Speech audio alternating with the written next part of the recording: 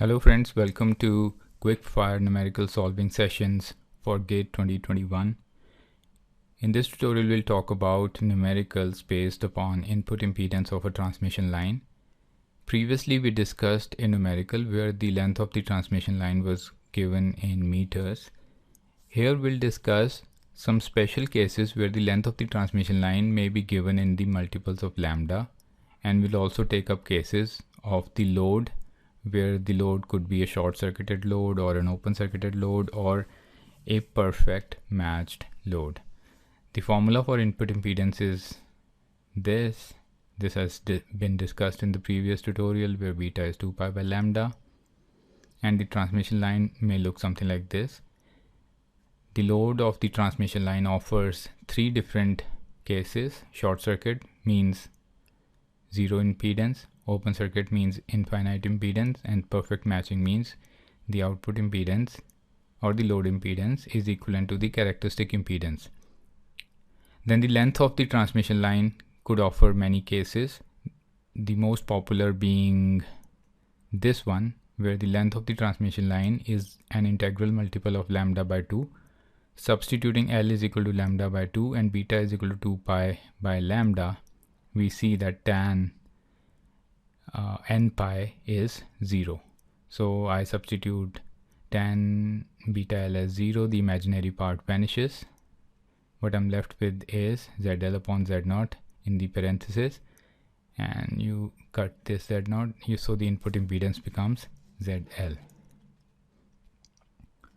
In case where the transmission line's length is an integral multiple of lambda by 2, its input impedance is equivalent to the load impedance. Super important result. Then we could take up these cases where the load is short circuited. Obviously then input impedance will also be 0. When the load is open circuited, obviously the input impedance will be infinite, and when the load is perfectly matched, the input impedance will be Z0. The second popular case is the length is 2n plus 1 lambda by 4, which is an odd multiple of lambda by 4. Substituting this in tan beta L, and when you evaluate this, you find that tan beta L is equivalent to infinity. And to solve this infinite values, I divide everything with this quantity, so this quantity becomes ZL upon infinity, so this will become 0 and this will become Z0. This quantity becomes 0 and this will become ZL, and the final result is that my input impedance is Z0 square upon ZL. Now this is a very important result, because most of the times the transmission line's lengths are closer to odd multiples of lambda by 4. Stub matching also works on that principle, so you need to keep this result in mind. And again, our three cases where short circuit means the load is 0. 0 in denominator will give me infinite input impedance. Open circuited load gives me infinite in denominator, means 0 input impedance, and Zin will become equivalent to Z0 in case of the perfect matching.